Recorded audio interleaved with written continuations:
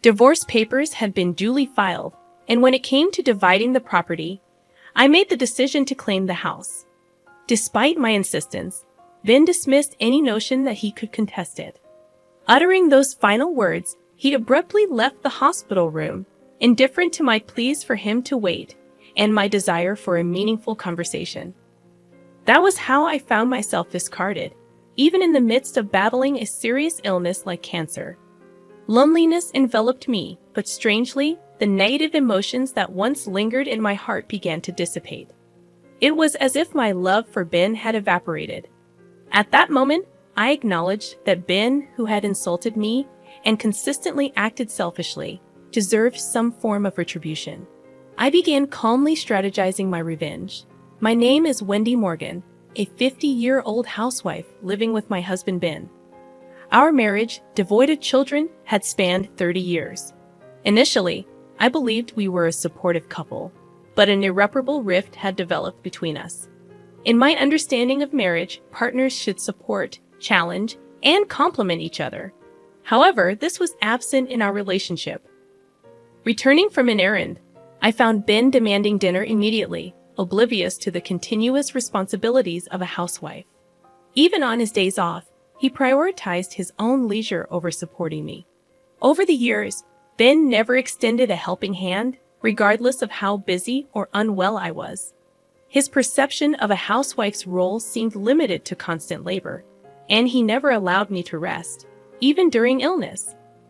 I had hoped for a marriage built on mutual support, but Ben's actions contradicted that ideal. The early days saw me attempting to bridge the gap, but Ben remained resolute, asserting his belief that as a housewife, I had no grounds to complain. Love had long faded, and I didn't anticipate unwavering support in everything. Still, I longed for simple kindness during challenging days. Ben's refusal to acknowledge my humanity and hardships widened the rift between us, turning our marriage joyless and meaningless.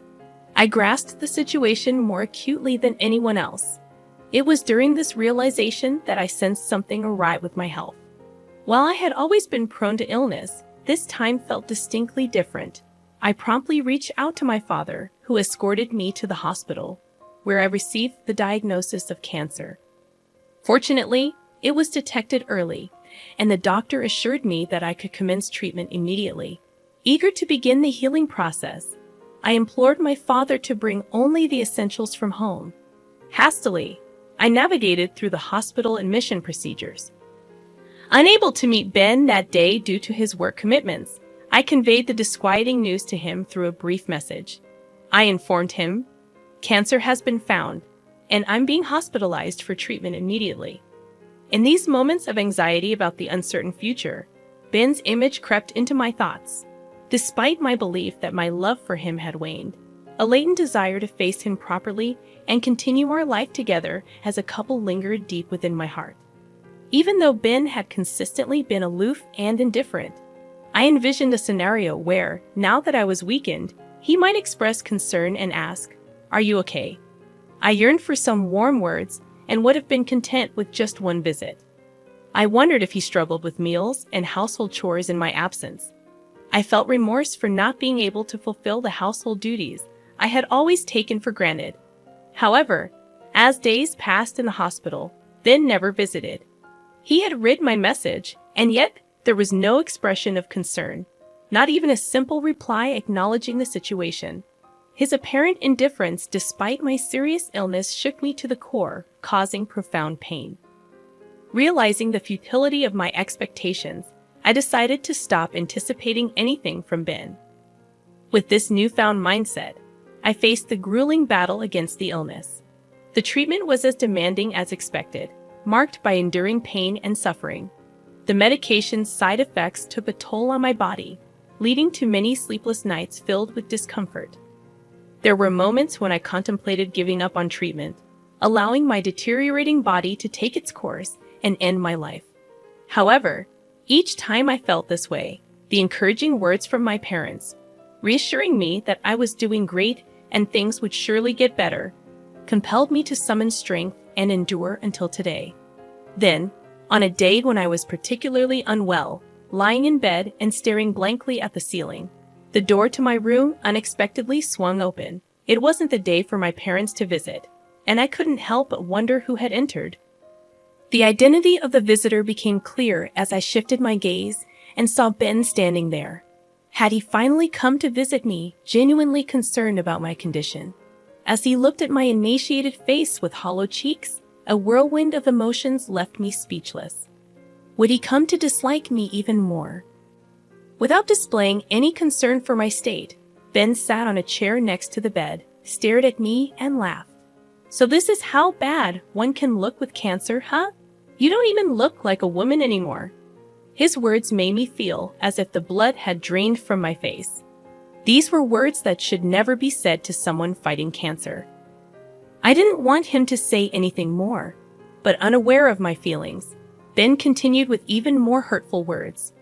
Ever since you've been hospitalized and not at home, every day has been like heaven. The house is a mess, but I don't even have to go back there. Life is so comfortable without you. His heartless words reopened my wounds. Why must I be subjected to such cruel words? Why is there not a single word of concern from him? Although I wanted to vehemently criticize Ben, my weakened body couldn't move as I wished, and all I could do was silently accept his brutal words. I looked at Ben with a vacant gaze, and noticing my stare, he laughed condescendingly. Then, suddenly saying, "Oh yeah, by the way," he uttered unbelievable words. "Oh yeah, by the way, I've already filed the divorce papers. I'll be taking the house. As for the property division, you hardly have any right to refuse." The moment I heard those words, my vision blurred and twisted. Did he file the divorce papers without even consulting me? Why? As I was at a loss for words, Ben continued to speak. "I've really fallen for someone. She's 20 years younger, but I'm serious about her. I plan to be with her, so you're in the way." The realization that he was having an affair raced through my mind. However, then, having said what he wanted to, began preparing to leave. Wait a minute. Even as I said that, Ben paid no attention. There was clearly no love left for me in his heart. The realization was so painful that it didn't matter anymore. "I see. Understood." I said this, and Ben left the hospital room with a pleased laugh. After that, I endured my treatment with even more determination than before. Despite the hardships, I focused my will, resolved to completely cure my cancer and regain my health. 2 days passed like this. It might sound short, but for me, unable to sleep properly at night, those 2 days felt very long. I wondered if the divorce Ben mentioned really happened, or if he had said it just to unnerve me. The uncertainty was unbearable, but somehow I managed to continue my treatment. In fact, I had a trump card to completely bring down Ben. Even Ben, who seemed almost inhuman, would be thrown into chaos once he realized it. If panicked, he would surely try to contact me in some way. While waiting with this thought, Ben's call came in. Thinking it improper to answer in the hospital room, I pretended not to notice. But Ben persistently kept calling, even on silent mode. The continuous calls were too annoying. "I'm in the hospital room, and it's inconvenient to have my phone ringing, so please don't call." After sending this message, the calls finally stopped. But then came texts like, "Please let me talk to you just once. Please, I was wrong about everything. I'll apologize properly." Apparently, he had resorted to messaging since I wasn't answering his calls. All of his words seemed like self-defense. Probably, Ben realized why I accepted the divorce so easily. "Can I come over there now?" Faced with my silence, Ben seemed to have reached his limit and sent that message. Honestly, facing Ben now amidst my grueling battle with illness felt like nothing but pain. But if I refused, he would probably keep calling. So I replied, "Do as you like." My revenge was about to begin. Ben, who had unjustly treated me for so long and divorced without consent, deserved a severe punishment that would make him despise his life. I had been eagerly anticipating the moment when I could bring him down to the depths of despair. "Hey, what the hell is this all about?" Ben entered the room with a shout, his tone suggesting a palpable sense of panic. To an outsider, it might seem like he was overreacting, but given the circumstances, it was natural for Ben to be agitated. After all, I had been concealing an incredibly important secret, and the critical moment had arrived. I had no idea that you had assets worth 10 million. Why didn't you tell me how much you had? Ben spoke, placing my passbook on the desk, clearly displaying a deposit of over $10 million. I never mentioned it because you never asked. How could I imagine a housewife like you having so much money? If I knew you had this much, I wouldn't have divorced. That's not my problem. It's Ben's fault for divorcing me without proper confirmation. Stop with the pointless excuses. Despite his domineering behavior and divorcing me without my consent, Ben couldn't stop his selfish remarks upon discovering my assets. Why didn't you tell me? I wouldn't have divorced you if I knew. I decided to reveal the truth to the selfish Ben. The truth is, I accumulated this fortune of over $10 million through investments. I started to fill my spare time, and it was my parents who suggested, "Why don't you try investing?" Our family life was comfortable even on Ben's salary alone, but I wanted to contribute to our finances in some way. My father, knowledgeable about investments, immediately taught me diligently when I expressed interest.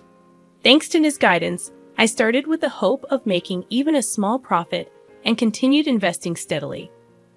I made my first investment 5 years ago, and since then, I rapidly improved, becoming capable of earning significant amounts of money through investments. Even my father was astonished, saying, "I never expected you to grow this much." The profits I generated over these 5 years are the $10 million recorded in the passbook Ben brought. Actually, I was planning to tell you when the timing was right, but then I got cancer. You divorced me without listening to anything I had to say. I never intended to keep this wealth a secret forever. Once I overcame my battle with cancer and could return to my normal life, I planned to tell Ben about this $10 million. I had originally intended to share it with him, envisioning that we could continue our life as a couple and use it when necessary. However, Ben selfishly chose to divorce before I could reveal this financial secret. Now that we're strangers, it feels odd to disclose it to him. Given this outcome, the entire $10 million probably belongs to me. As I recounted my story, Ben's face flushed, and he began shouting, "If I knew you had this much money, I wouldn't have divorced you. It's your fault for keeping it a secret, so pay me $10 million in the property division. You need to atone for the sin of keeping secrets from your husband." Whether he was panicking over the reality of such a vast fortune or frustrated that he couldn't get his hands on it, Ben started saying the unthinkable. Since we were already divorced, no matter what, it was impossible to give him this $10 million. Still, Ben, seeing but unable to reach the $1 million right before him, started making unrealistic demands. In response, I unintentionally laughed. Ben yelled at me, "What are you laughing at? Stop belittling me. I've always been annoyed by your attitude. I never thought you'd be so cunning to have such a fortune as a wife. A wife's assets belong to her husband. You have to give me this $10 million. I never intended to keep this secret forever. I was planning to tell you, but you divorced me first. Stop making excuses. It's all your fault for keeping secrets." Without any recollection of making excuses, Ben became more enraged with each word I spoke, blaming and berating me. His shouting was too much for my head, still recovering from illness, and I couldn't bear it. Realizing it was futile to continue talking with Ben, who wouldn't accept my words and would surely try to make me the villain, I quickly ended it. "Enough is enough. You divorced me of your own accord, right? Who filed the divorce papers without my consent? I always thought your behavior was terrible, but I never imagined you could be so cruel. To think a person could feel this much frustration. Now my heart was filled not with the pain of battling cancer, but with resentment towards Ben. He should have realized that shouting this loudly would affect my weakened body. More than that, I couldn't suppress my anger towards this selfish person who sat arrogantly beside my bed, accusing me with words born from his self-centered thoughts. Do you know what I thought when I found out I had cancer? I thought that answering him might make Ben worry about me a little, be kinder to me, and reconsider his feelings. Instead, he didn't even come to visit me in the hospital. When he finally showed up, He told me he had filed for divorce without my consent and that he would take the house. How could he be so selfish and then come here criticizing me for having substantial assets? I've said it many times, I never intended to keep it a secret forever. I was planning to find the right time to tell you. You destroyed that chance with your own hands. I had never blamed Ben this much before. I had always forgiven his selfish behavior, thinking we were a couple who should support each other. I never scolded or reprimanded him, always enduring for his sake. But the reason I could endure and keep going was that I had love for Ben. I truly loved him. But now, I don't have any love left for him.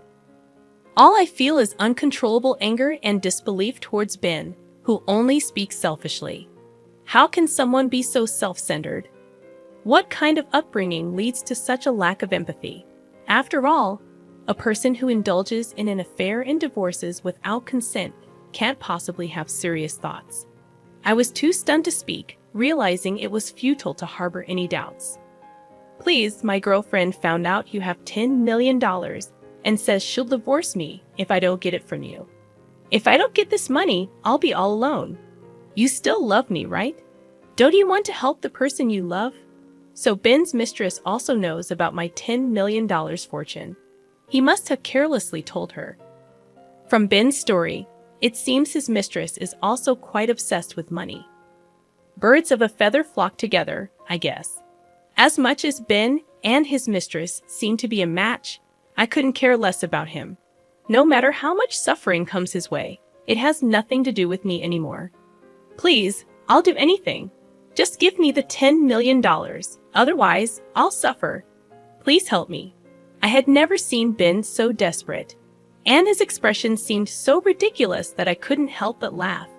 At the same time, I felt disappointed and miserable, realizing he had never been this desperate about anything related to me. The more we talked, the colder my feelings for Ben became. I realized that talking to him anymore was pointless. No more dealing with this rotten man could possibly lead to my happiness. I felt foolish for suffering and hoping during my illness that he might come and speak kindly to me one day. Oblivious to my feelings, Ben continued to plead. Please, I'm begging you. Help me. But I couldn't bear to hear his words any longer. Please leave now, I said. Ben started to plead with a look of desperation. Even that was noisy and unpleasant to me. I pressed the nurse call button, explained the situation, and asked the nurse to get rid of Ben. A security guard came and forcibly removed him from the room. Please listen to me. I need you. He shouted until the moment he was thrown out. But I no longer accepted any of his words. Afterwards, he visited the hospital many times, but the nurses, knowing the situation, never let him near my room again. According to a friend, Ben, unable to get the $10 million, disappointed his mistress and was promptly divorced. Now left alone, as for me, I continued to confront my cancer with determination and finally recovered and was discharged. The relief of overcoming my difficult battle with cancer and the newfound energy I felt were more precious than anything. Now I'm living a peaceful and relaxed life, gradually using the assets I grew through investments.